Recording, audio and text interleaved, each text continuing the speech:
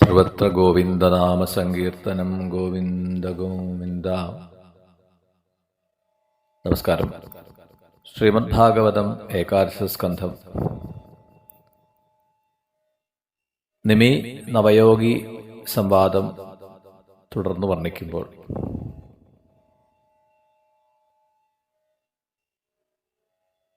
നിമിയുടെ ചോദ്യം ഭഗവത് മായയെക്കുറിച്ച് അറിയണമെന്നുണ്ട്. എന്താണ് വിഷ്ണുമായ, വൈഷ്ണവീമായ അഥവാ ശാംഭവീമായ എന്നിങ്ങനെയെല്ലാം പറയുന്നു. എന്നാൽ അതെന്താണ് എന്ന് മനസ്സിലായിട്ടില്ല, അറിയാൻ കഴിഞ്ഞിട്ടില്ല.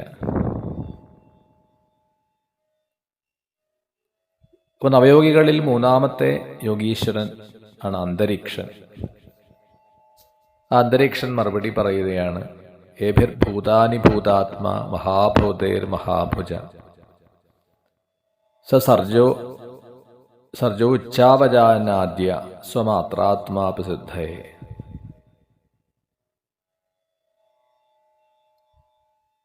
ആദ്യം ഈശ്വരൻ ഈ ജഗത്തിനെ സൃഷ്ടിച്ചു, അതിൽ സ്വയം പ്രവിഷ്ടനായി.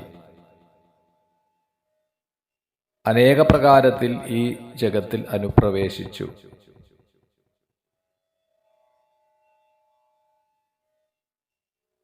അതിൽ ആസക്തനായിത്തീർന്ന്, അനുരക്തനായിത്തീർന്ന് കർമ്മേന്ദ്രിയങ്ങളാൽ കർമ്മം ചെയ്തുകൊണ്ടിരിക്കുകയും കർമ്മഫലം അനുഭവിക്കുകയും ചെയ്യുന്നു.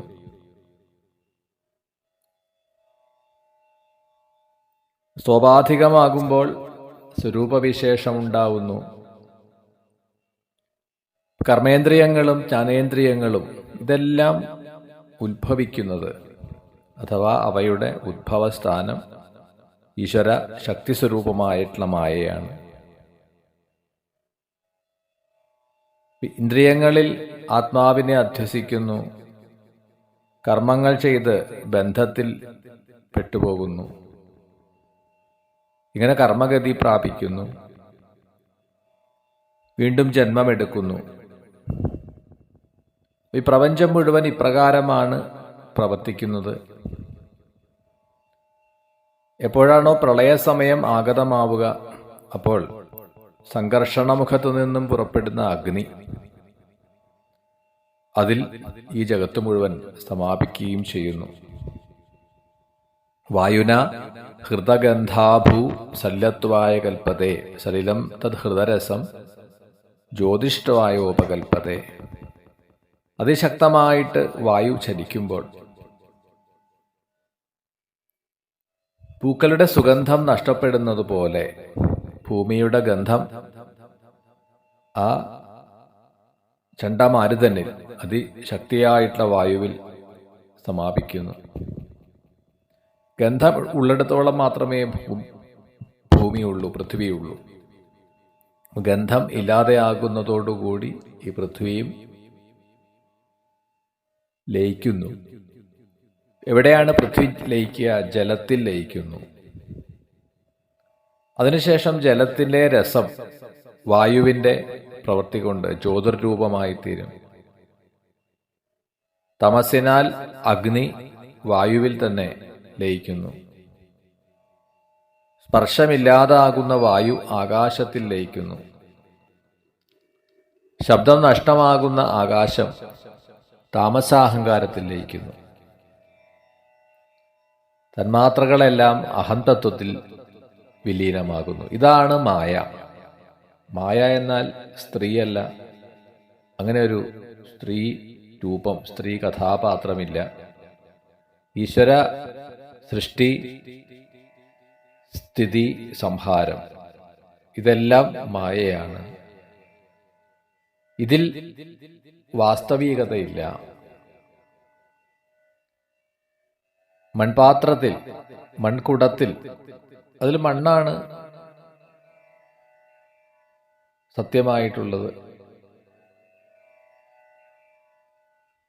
അതിൻ്റെ ഏറ്റവും സൂക്ഷ്മ രൂപങ്ങൾ, പരമാണുക്കൾ, അതിൻ്റെ ഉള്ളിൽ പ്രവർത്തിച്ചുകൊണ്ടിരിക്കുന്ന സൂക്ഷ്മ കണങ്ങൾ, അതുമാത്രമേ ഉള്ളൂ. വാസ്തവത്തിൽ ഘടം അഥവാ കുടം ഇല്ല. ഇതുതന്നെയാണ് ആധുനിക ശാസ്ത്രകാരന്മാരും പറയുന്നത്. കാണാൻ മാത്രമേ ഇതൊക്കെയുള്ളൂ, ഇത് വാസ്തവമല്ല. എല്ലാം മായാമയമാണ്, ഘടം മായാസ്വരൂപമാണ് എന്ന് മനസ്സിലായാൽ പൂർണ്ണ പ്രപഞ്ചവും അങ്ങനെയാണ് എന്ന് നമുക്ക് മനസ്സിലാക്കാമല്ലോ. ഇതാണ് മായ. ഇപ്പൊ നിമി മഹാരാജാവ് വീണ്ടും ചോദിക്കുകയാണ്. മായാസ്വരൂപത്തെ ഇപ്പോൾ പറഞ്ഞു, അത് ബോധ്യപ്പെട്ടു. ഈ മായയെ അതിജീവിക്കുവാനുള്ള ഉപായം എന്താണ്? നാലാമത്തെ യോഗീശ്വരനായിട്ടുള്ള പ്രബുദ്ധൻ മറുപടി പറയുകയാണ്. കർമാണ്യ ആരഭമാണാനാം ദുഃഖഹത്യൈ സുഖായച പശ്യേത് പാകവിപര്യാസം മിഥുനീചാരിണാം നൃണാം. മായയെ അതിജീവിക്കണമെങ്കിൽ വിവേകം ആവശ്യമാണ്. വിവേകമില്ലെങ്കിൽ ഈ മായ പിടിവിടില്ല. സംസാരത്തിൽ വിവേകത്തെ ആശ്രയിച്ചു കഴിഞ്ഞാൽ മായയെ തരണം ചെയ്യാം.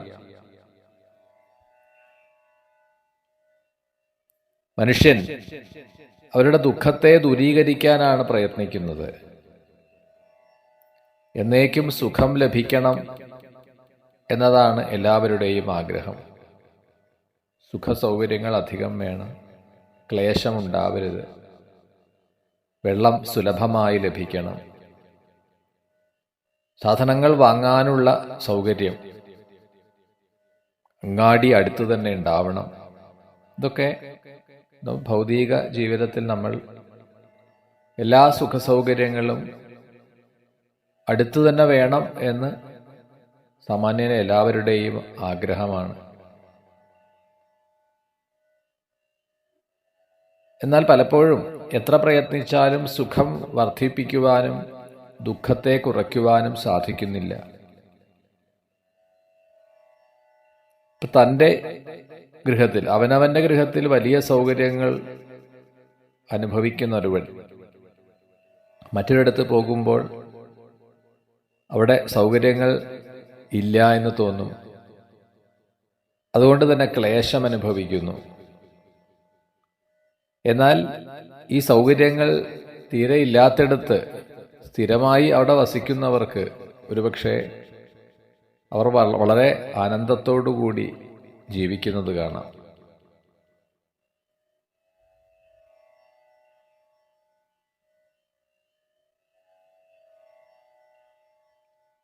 അപ്പോൾ സുഖവും ദുഃഖവും മനസ്സിൻ്റെ കൽപ്പന മാത്രമാണ്. നരകവും സ്വർഗവും ഒന്നു തന്നെയാണ്. മാനസിക അവസ്ഥ അനുസരിച്ചിട്ടാണ് മാറുന്നത്. വിവേകമുള്ളവർ ഇത് അറിയണം, ഇത് മനസ്സിലാക്കണം. നിത്യാർത്ഥിതേന വിത്തേന ദുർലഭേന ആത്മമൃത്യുന ഗൃഹാപത്യാപ്ത പശുഭി കാ പ്രീതി സാധിതൈ സ്ഥലൈ. ദുഃഖം തരുന്നത് ധനമാണ്, പക്ഷെ അത് നമുക്ക് അംഗീകരിച്ചു കൊടുക്കാനാവില്ല. പ്രബുദ്ധൻ എന്ന യോഗീശ്വരൻ പറയുകയാണ്, വിത്തമാണ്, ധനമാണ് ദുഃഖ സാധനം. തസ്മാത് ഗുരും പ്രപദ്യേത ജിജ്ഞാസു ശ്രേയ ഉത്തമം ശാബ്ദേ പരേജ നിഷ്ണാദം ബ്രഹ്മണ്യ ഉപശമാശ്രയം. മായയെ തരണം ചെയ്യണമെങ്കിൽ സദ്ഗുരുവിനെ സമീപിക്കുകയും ജിജ്ഞാസയോടുകൂടി ശ്രേയസ് മുന്നിൽ കണ്ടുകൊണ്ട് ആ ഗുരുവിനെ ആശ്രയിക്കുക.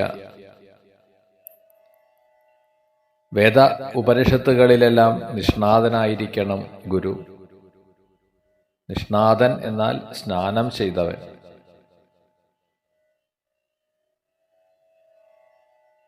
വേദോപനിഷത്തുകളിൽ ആഴത്തിൽ സ്നാനം ചെയ്തവൻ, മുങ്ങിയവനായിരിക്കണം, അറിവുള്ള ആളായിരിക്കണം. വേദശാസ്ത്രങ്ങളിൽ നിഷ്ണാതനായി അഗാധമായിട്ട് സിദ്ധാന്തങ്ങളെ ഗ്രഹിച്ചവനായിരിക്കണം. നിരന്തരമായിട്ടുള്ള ധ്യാനത്തിലൂടെ തൻ്റെ ഉള്ളിൽ ജ്ഞാനജ്യോതി സ്വരൂപദർശനം നടത്തുന്നവനായിരിക്കണം ഗുരു. ഈ രണ്ട് ഗുണവും ആരിലാണോ ഉള്ളത് അദ്ദേഹമാണ് യഥാർത്ഥ ഗുരു.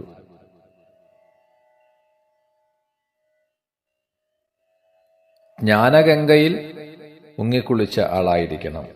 അപ്പം അതിന് കഴിവുള്ള ഒരാളെ മാത്രമേ ഗുരുവായി സ്വീകരിക്കാവൂ. തത്ര ഭാഗവതാൻ ധർമാൻ ശിക്ഷേൽ ഗുരുവ ആത്മദൈവത അമായയാനുവൃത്തിയായി സ്തുഷ്യേത് ആത്മാത്മദോഹരി.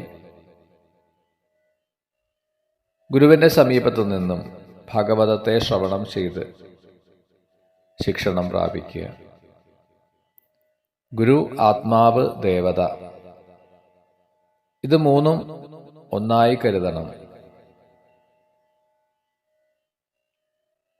സർവതോ മനസോ അസംഗമാതൗ സംഗം ച സാധുഷു ദയാം മൈത്രീം പ്രശ്രയം ച ഭൂതേ ശ്രദ്ധാ യഥോചിതം. എന്താണ് പഠിക്കേണ്ടത്? ആദ്യം മനസ്സിനെ അസംഗമാക്കുക. അതിന് സാധു സംഗമം ആവശ്യമാണ്. സാധുക്കളുടെ വാക്കുകളെ ശ്രദ്ധിക്കുക, കേൾക്കുക. ശ്രവണം ചെയ്യുക എന്നുള്ളതിന് പ്രത്യക്ഷ ഫലം ആണുള്ളത്. അതിൻ്റെ മറ്റ് അദൃഷ്ടഫലങ്ങളെ നാം ശ്രദ്ധിക്കേണ്ടതില്ല, നോക്കേണ്ടതില്ല. ജ്ഞാനപ്രാപ്തി തന്നെയാണ് ഫലം. പുണ്യം ലഭിക്കും. എല്ലാ ജീവജാലങ്ങളോടും ഭൂതദയ പ്രകടിപ്പിക്കുക, മൈത്രീഭാവം പ്രകടിപ്പിക്കുക. ശൗചം, തപസ്, തിതിക്ഷ, ഇതെല്ലാം ജീവിതത്തിൽ നേടുക. ഭാഗവതമാകുന്ന ശാസ്ത്രത്തിൽ ശ്രദ്ധ വയ്ക്കുക.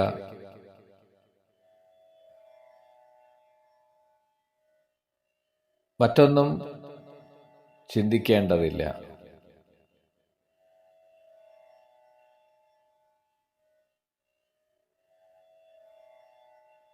എപ്പോഴും ശാസ്ത്രത്തിന് അതിൻ്റേതായ സ്ഥാനമുണ്ട്. ശാസ്ത്ര പഠനം ചെയ്യുന്നവർ ക്രമാനുഗതമായി ആധ്യാത്മികമായി ഉയരുന്നു. ശാസ്ത്രശ്രവണം ചെയ്യുമ്പോൾ ഒരുവന്റെ സംശയം നശിക്കുന്നു. അതുകൊണ്ട് ഒന്നിനെയും നിന്ദിക്കരുത്. ശൈവർ എന്നോ വൈഷ്ണവർ എന്നോ എന്നുള്ള വ്യത്യാസങ്ങളൊന്നും നോക്കേണ്ടതില്ല. എല്ലാവരുടെയും അറിവിന് വേണ്ടിയിട്ടാണ് വേദവ്യാസ മഹർഷി ഭാഗവതം തയ്യാറാക്കിയിട്ടുള്ളത്. സർവത്ര ആത്മേശ്വരാന്വീക്ഷാം കൈവല്യമനികേതനം വിവിക്ത ചീരവസനം സന്തോഷം ഏന കേനചിൽ ശ്രദ്ധാം ഭാഗവതേ ശാസ്ത്രേ അനിന്ദാം അന്യത്ര ചാപി മനോവാക്കായദണ്ഡം ച സത്യം ശമതമാവപി. ദണ്ഡം കൊടുക്കുന്നുവെങ്കിൽ അത് മറ്റുള്ളവർക്കല്ല, സ്വന്തം മനസ്സിനാണ് കൊടുക്കേണ്ടത്. ഈ മനസ്സെന്തിനാണ് അങ്ങുമിങ്ങും കറങ്ങി നടക്കുന്നത്? നാക്കിനെ ശിക്ഷിക്കുക, വിപരീതം പറയാതിരിക്കാൻ. കർമ്മേന്ദ്രിയങ്ങളെ ശിക്ഷിക്കുക. എന്തിന്? ഈ ജനനമരണ ചക്രത്തിലേക്ക് അനന്തമായി നമ്മളെ നയിക്കുന്നതായ ആ വാസനകളെ പിന്തുടർന്ന് കർമ്മങ്ങൾ ചെയ്തുകൊണ്ടിരിക്കുന്ന അവയുടെ ശീലം മാറ്റിയെടുക്കാൻ വേണ്ടി. ദാനം, ധ്യാനം, ഇവയെക്കുറിച്ച് ശ്രവണം ചെയ്യുക. ഇതെല്ലാം ഈശ്വരനെ പ്രാപിക്കുവാൻ വേണ്ടിയിട്ടാണ്. എത്ര കർമ്മം ചെയ്താലും അതെല്ലാം ആ ഭഗവാനായി സമർപ്പിച്ചുകൊണ്ട്. എങ്ങനെ സമർപ്പിക്കണം എന്ന് മുൻപ് പറഞ്ഞു. ഭഗവത് സ്മരണ ചെയ്യുക.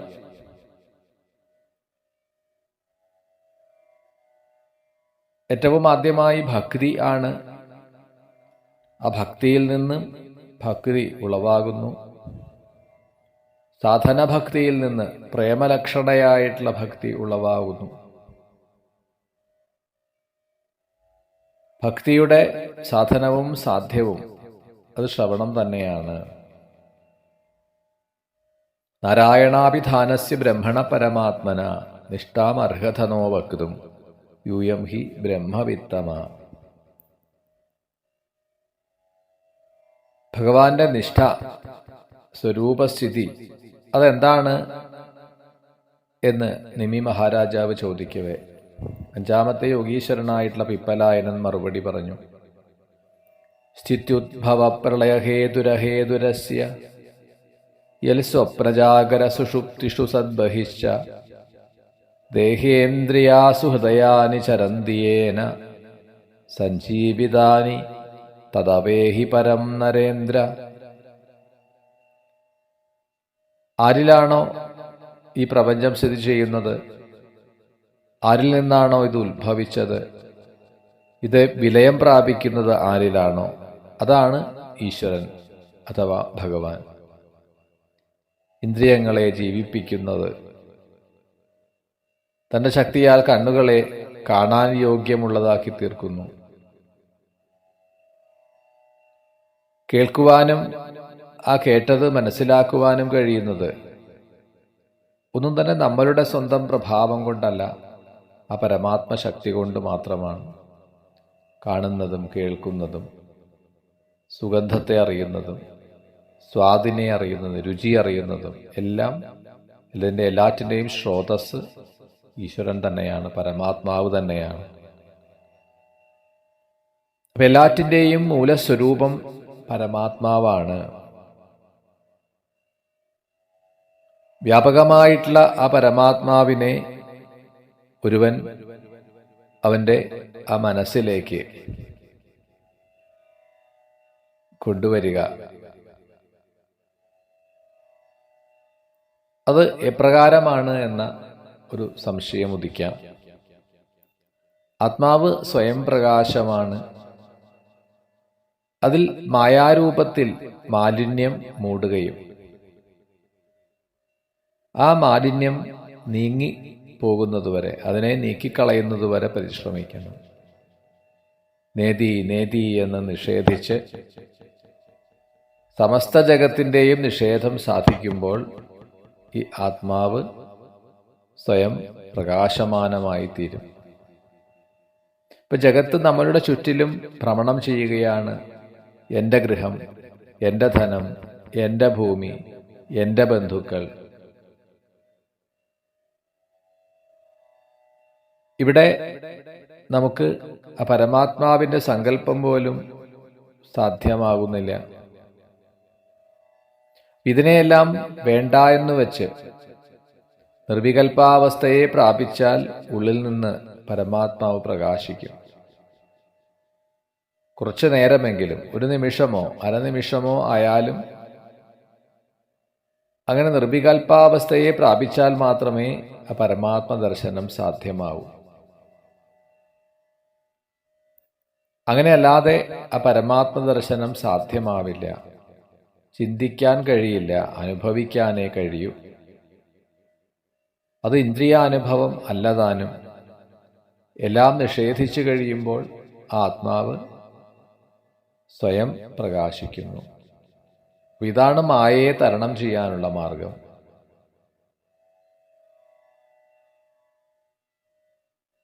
ന ആത്മാജന ജജാന ന മരിഷ്യതി നൈധതയസൗ ന ക്ഷീയതേ സവനവിദ് വ്യഭിചാരിണാം ഹി കർമ്മയോഗം വദതന പുരുഷോ യേന സംസ്കൃത വിധൂയേ ഹാശു കർമാണി നൈഷ്കർമ്മ്യം വിന്ദതേ പരം.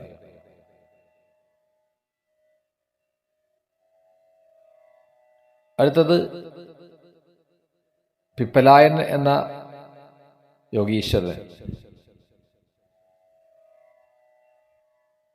കർമ്മയോഗത്തെക്കുറിച്ചിട്ട് പറയുകയാണ്. ഇപ്പൊ നിമി അതിനു മുൻപുള്ള ആ വർണ്ണനയെ കേട്ടിട്ട് പറയുകയാണ്, ഇപ്പൊ മനസ്സിൽ എപ്പോഴും എന്തെങ്കിലും ചിന്ത വന്നുകൊണ്ടിരിക്കുക, ചിത്തത്തെ പൂർണ്ണമായും ശൂന്യമാക്കുക. അതിനുവേണ്ടി പരിശ്രമിക്കുമ്പോൾ വിചാരങ്ങളുടെ വലിയൊരു വേലിയേറ്റം തന്നെയായിരിക്കും. അപ്പൊ അതിനു വേണ്ടിയിട്ടാണ് സൽക്കർമ്മങ്ങളെ ചെയ്യേണ്ടതിൻ്റെ ആവശ്യകത. ചിത്തശുദ്ധിക്കും അതുവഴി അന്തഃസ്ഥിതനായിട്ടുള്ള പരമാത്മാവിന്റെ ദർശനവും ഉണ്ടാകാൻ ഉപകരിക്കുന്നതായിട്ടുള്ള മാർഗം എന്താണ്? അപ്പോഴാണ് ഈ പിപ്പലായന യോഗീശ്വരൻ ആ ചോദ്യത്തിൻ്റെ മറുപടി പറഞ്ഞത് കർമാകർമ്മ വികർമ്മേതി വേദവാദോ എന്ന ലൗകിക വേദസ്യ ചേശ്വരാത്മത്വാ തത്ര ഹി മുഹ്യന്തി സൂരയ. കർമ്മം അകർമ്മം വികർമ്മം ഇവയെക്കുറിച്ചിട്ടൊക്കെ ധാരാളം പറഞ്ഞു കേട്ടിട്ടുണ്ടാവാം. കർമ്മത്തിൽ നിന്ന് മുക്തനാവാൻ വേണ്ടി കർമ്മം ഉപദേശിക്കുകയാണ്. ചെളി കഴുകിക്കളയാൻ ചെളിവെള്ളം കൊണ്ട് സാധിക്കുമോ? കർമ്മത്തെ മാറ്റാൻ കർമ്മം കൊണ്ട് തന്നെ സാധിക്കുമോ? പരോക്ഷവാദോ വേദോയം ബാലാനാം അനുശാസനം കർമ്മമോക്ഷായ കർമാണി വിധത്തെ ഹ്യഗതം യഥാ. വേദോക്ത കർമ്മങ്ങളെ, വർണ്ണാശ്രമധർമ്മങ്ങളെ വേണ്ടതുപോലെ കൃത്യമായി ചെയ്തുകൊണ്ടിരുന്നാൽ കർമ്മനിഷ്ഠനായിത്തീരും. ക്രമേണ ആ കർമ്മവും വിട്ടുപോകുന്നു. സ്വർഗത്തെ പ്രാപിക്കാൻ കഴിയും എന്നൊക്കെ പറയുന്നത് കർമ്മത്തിൽ രുചി വരുത്താൻ വേണ്ടിയിട്ടാണ്.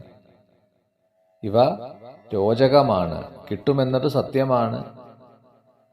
പക്ഷേ തിരിച്ചു പോരേണ്ടതായി വരും. പുണ്യം ക്ഷയിച്ചു കഴിഞ്ഞാൽ ആ സ്വർഗത്തിൽ നിന്ന് വിട്ടുപോകേണ്ടി വരും, അധപ്പതിക്കേണ്ടി വരും. അപ്പം അങ്ങനെയുള്ള സ്വർഗം കൊണ്ട് എന്താണ് പ്രയോജനം? യ ആശുഹൃദയഗ്രന്ഥിം നിർജിഹീർഷു പരാത്മന വിധിനോപചരേദ്ദേവം തന്ത്രോക്തേന ജകേശവം. ഭഗവത് ഉപാസനയാണ് വാസ്തവത്തിൽ കർമ്മം. ബാക്കിയെല്ലാം ബന്ധനത്തിലുള്ള കർമ്മങ്ങളാണ്. തന്ത്രത്തിലും വേദത്തിലും ഒക്കെ പറഞ്ഞിട്ടുള്ള വിധി അനുസരിച്ച് ഉപാസന ചെയ്യുക, അതും ഒരു ആചാര്യനിൽ നിന്ന് പഠിക്കുക.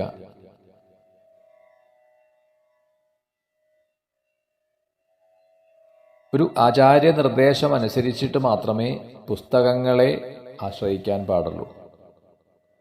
പല പുസ്തകങ്ങളിലും പലതും പറഞ്ഞിട്ടുണ്ടാവും. അത് ചെയ്യണമെന്നുള്ളവർക്ക് ചെയ്യാം. പക്ഷെ ഒരു ആചാര്യൻ്റെ അനുഗ്രഹം നേടുക, തുടർന്ന് ഗ്രന്ഥങ്ങളെ ആശ്രയിക്കാം. അവനവന് ആരാധനയ്ക്ക് ഇഷ്ടപ്പെട്ടതായ ഒരു ദേവതാസങ്കല്പത്തെ സ്വീകരിക്കുക. ആ ദേവതാ വിഗ്രഹത്തിനെ, ആ മൂർത്തിയെ മുന്നിൽ വയ്ക്കുക. അതിൻ്റെ മുന്നിൽ ഇരുന്നു കൊണ്ട് പ്രാണായാമം ചെയ്യുക. ശരീരരൂപിയായിട്ടുള്ള ഈ പിണ്ഡത്തെ ശുദ്ധമാക്കുന്നത് പ്രാണായാമം വഴിയാണ്.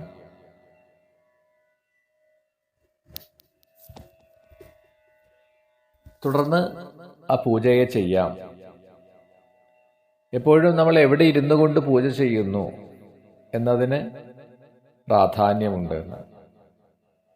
16 ഉപചാരങ്ങളോടുകൂടി പാദ്യം, അർഘ്യം, ആചമനം ഇതെല്ലാം ചെയ്യാം. ഗന്ധം, മാല്യം, നിവേദ്യം ഇതെല്ലാം സമർപ്പിച്ചുകൊണ്ട് നമസ്കരിക്കുകയും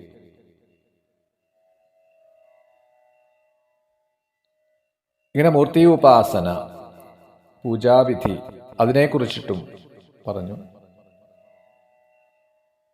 അടുത്തതായിട്ട് വീണ്ടും നിമിയുടെ ചോദ്യം, ഭഗവാന്റെ എന്തൊക്കെ കാര്യങ്ങളാണ് നാം സ്മരണ ചെയ്യേണ്ടത്?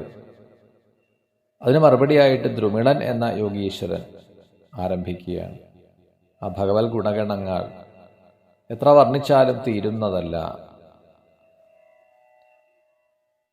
ഭൂമിയിൽ എത്ര മൺതരികളുണ്ടോ അത് പോലെയാണ് എത്ര വർണ്ണിച്ചാലും ഭഗവത് മഹിമകൾ അവസാനിക്കുന്നില്ല.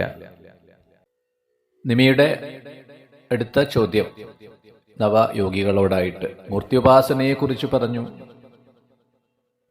എന്തൊക്കെ ഭഗവത് കാര്യങ്ങളാണ് സ്മരണ ചെയ്യേണ്ടത്? യോഗേശ്വരനായ ദ്രുമിളൻ അതിന് മറുപടി പറഞ്ഞു. ഭഗവത് ഗുണഗണങ്ങളെ വർണ്ണിച്ചാൽ അത് അവസാനിക്കുന്നില്ല. അത് എണ്ണിത്തിട്ടപ്പെടുത്താൻ കഴിയില്ല. ഭൂമിയിൽ എത്ര മൺതരികളുണ്ട്, അത് ആർക്കെങ്കിലും എപ്പോഴെങ്കിലും എണ്ണിത്തീർക്കാൻ കഴിയുമോ? എന്നതുപോലെ ഭഗവത് ഗുണഗണങ്ങളെ ആർക്കും നിർണയിക്കാൻ കഴിയില്ല. യോവാ അനന്തസ്യ ഗുണാൻ അനന്താൻ അനുക്രമിഷ്യൻ സതു ബാലബുദ്ധി രജാംസി ഭൂമേർ ഗണയേൽ കഥഞ്ചിൽ കാലേന നൈവാഖില ശക്തിധാംന.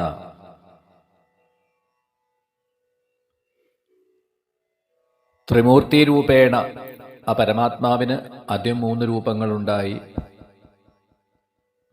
മത്സ്യ കൂർമ്മ വരാഹാദി അവതാരങ്ങളെക്കുറിച്ച് മുൻപ് പറഞ്ഞു.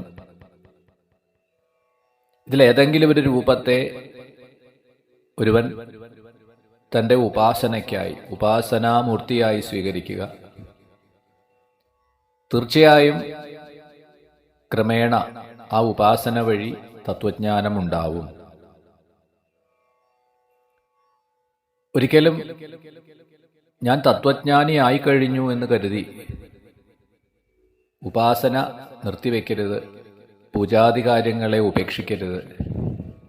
അങ്ങനെ ആയാൽ തത്വജ്ഞാനവും ഉണ്ടാവില്ല, ഉപാസനയും ഉണ്ടാവില്ല. അപ്പം ഇത് തുടർന്നുകൊണ്ടേയിരിക്കുക. ദൃഢമായ ബോധം, ദൃഢമായ സാക്ഷാത്കാരം ഉണ്ടാവുന്നതുവരെ ദേവപൂജയും ധ്യാനവും ബ്രഹ്മചിന്തനവും അത് ചെയ്തുകൊണ്ടേയിരിക്കണം. സാകാര ചിന്തനവും നിരാകാര ചിന്തനവും ചെയ്യണം. സമയമായാൽ എത്തേണ്ടിടത്ത് എത്തിച്ചേരുക തന്നെ ചെയ്യും.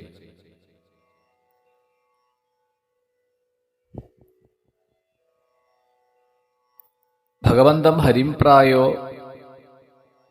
ന ഭജന്തി ആത്മവിത്തമ തേഷാം അശാന്തകാമാനാം കാ നിഷ്ഠാഭിജിതാത്മനാം.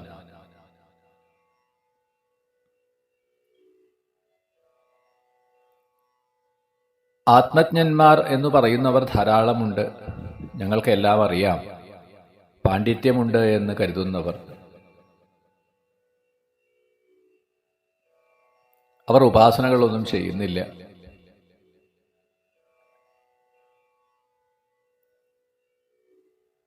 ചമസൻ എന്ന യോഗീശ്വരൻ അതിനെ തുടർന്ന് പറയുകയാണ്,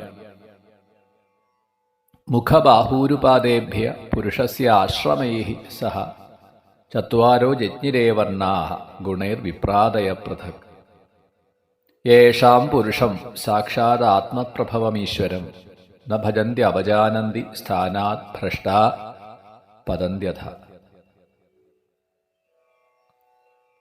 ബ്രഹ്മക്ഷത്രങ്ങളാകുന്ന 4 വർണ്ണങ്ങൾ, ഈ വർണ്ണങ്ങൾക്ക് വാസ്തവത്തിൽ ഉച്ചനീചത്വമില്ല. ഭജനം ചെയ്യാത്ത ഒരുവൻ ഈശ്വരനോട് ഉപേക്ഷാമനോഭാവം അഥവാ അവജ്ഞയോടുകൂടിയിട്ടുള്ളവൻ സ്വസ്ഥാനത്ത് നിന്ന് ഭ്രഷ്ടനാകും. ഭഗവത് ഭജനം ചെയ്യുക, ആരെയും തനിക്ക് അധികാരമില്ല എന്നൊക്കെ പറഞ്ഞ് ഒരിക്കലും മസ്തിഷ്ക പ്രക്ഷാളനം ചെയ്യരുത്. ഏവരെയും ഈശ്വരനോട് പ്രേമമുള്ളവരാക്കി തീർക്കുക, ആ ഭഗവാന്റെ നേരെ ആകൃഷ്ടരാക്കുകയാണ് ചെയ്യേണ്ടത്. രജസാ ഘോരസങ്കൽപ്പ കാമുക അഹിമന്യവ ദാംഭിക മാനിനപ്പാപ വിഹസന്തി അച്യുതപ്രിയ. പരിഹസിക്കുന്നവരാണ് ലോകത്തിലധികവും. തത്വജ്ഞാനിയായിട്ടും പൂജ ചെയ്യുന്നത് കണ്ടില്ലേ? ആരെയാണ് പൂജിക്കുന്നത് എന്നൊക്കെ ചോദ്യങ്ങൾ ഉന്നയിക്കും. പക്ഷെ ഇതെല്ലാം അജ്ഞാനികളുടെ ലക്ഷണങ്ങളാണ്.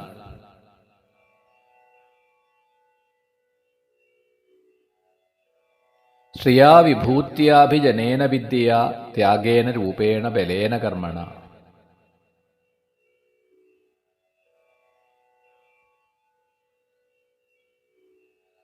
ഇപ്പോൾ വേദങ്ങളിൽ മദ്യം പാനം ചെയ്യൂ എന്ന് പറഞ്ഞിട്ടുണ്ട്, അല്ലെങ്കിൽ ചെയ്യാം എന്ന് പറഞ്ഞിട്ടുണ്ട്.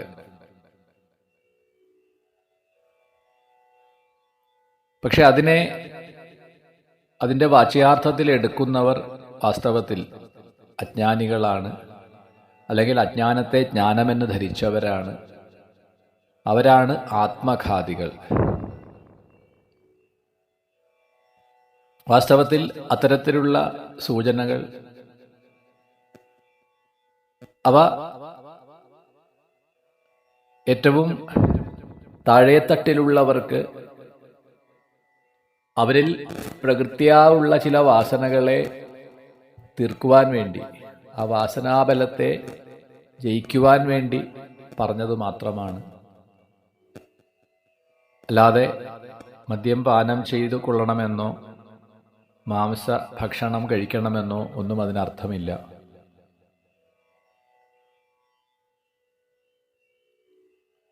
അടുത്തതായിട്ട് ചോദിക്കുകയാണ്. അപ്പോൾ ഇവിടെ 4-ാം അധ്യായം കഴിഞ്ഞ് 5-ാം അധ്യായത്തിലേക്ക് പ്രവേശിക്കുമ്പോൾ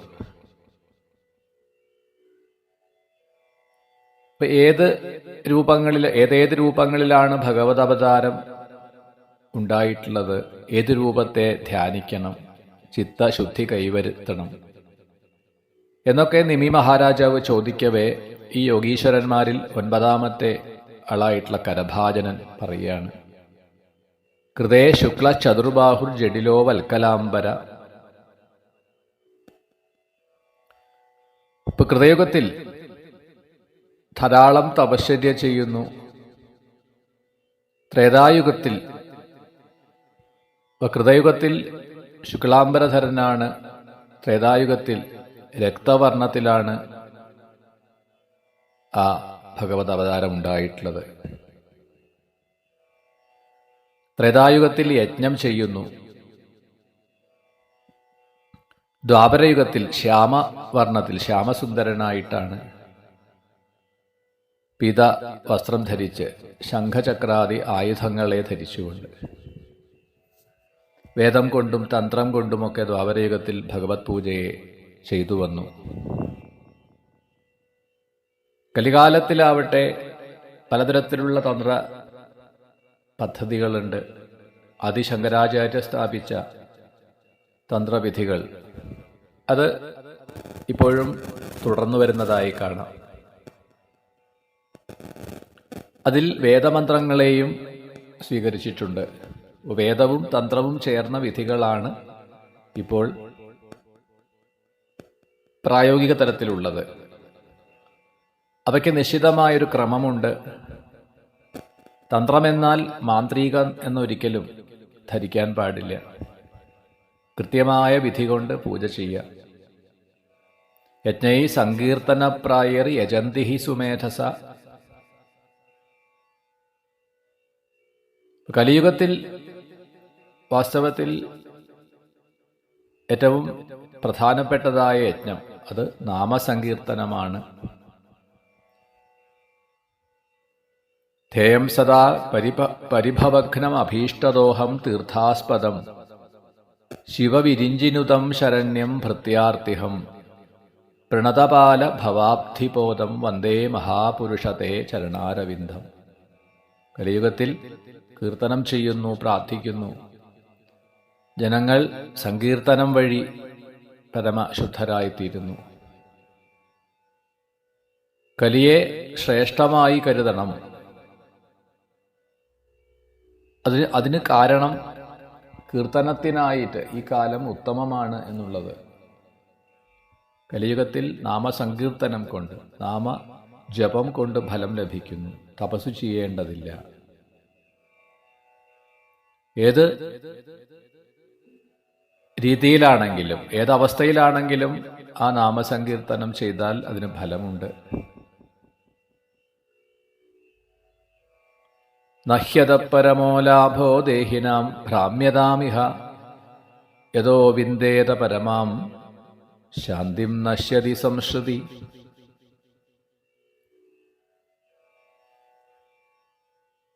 കലിയുടെ ദോഷങ്ങൾ നിവാരണം ചെയ്താൽ ഇത്രയും നല്ലൊരു യുഗം വേറെയില്ല. കലിയുഗത്തിൽ അനേകം ഭക്തന്മാരുണ്ടാവും.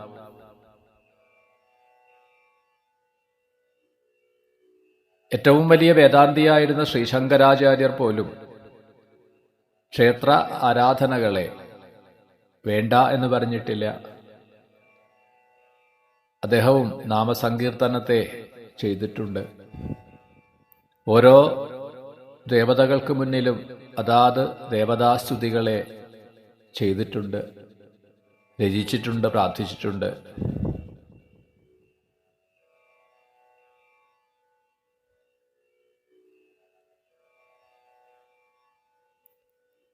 ഗംഗയെയും യമുനയെയും സ്തുതിച്ചിട്ടുണ്ട്.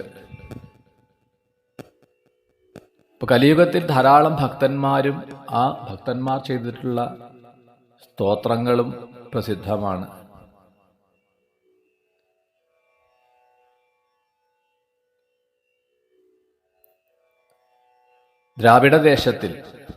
ദ്രാവിഡദേശത്തിൽ ഉൾപ്പെടുന്ന നമ്മളുടെ കേരളം, അതുപോലെ സമീപത്തുള്ള തമിഴ്നാട്, കർണാടകം, മഹാരാഷ്ട്രത്തിൻ്റെ ഒരു ഭാഗം,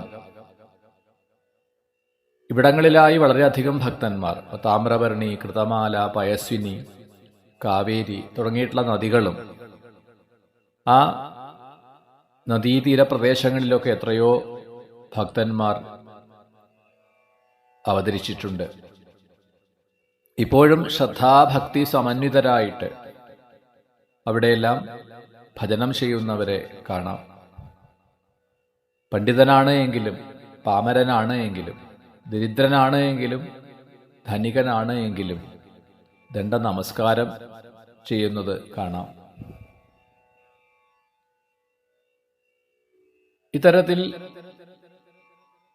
യോഗീശ്വരന്മാർ നിമി മഹാരാജാവിൻ്റെ ചോദ്യങ്ങൾക്കെല്ലാം മറുപടി പറഞ്ഞുകൊണ്ടാണ് ഇവിടെ ആ നിമി നവയോഗി സംവാദത്തെ വളരെ ചുരുക്കി വർണ്ണിച്ചുകൊണ്ട് ഉപസംഹരിക്കുന്നത്. ആ നിമി മഹാരാജാവിനെ അനുഗ്രഹിച്ചുകൊണ്ട് ആ നവയോഗികൾ അവിടെ നിന്ന് യാത്രയായി എന്ന് വർണ്ണിച്ചുകൊണ്ട് നിമി നവയോഗി സംവാദത്തെ ഉപസംഹരിക്കുന്നു. നമസ്കാരം. ശ്രീഹരേ നമഃ.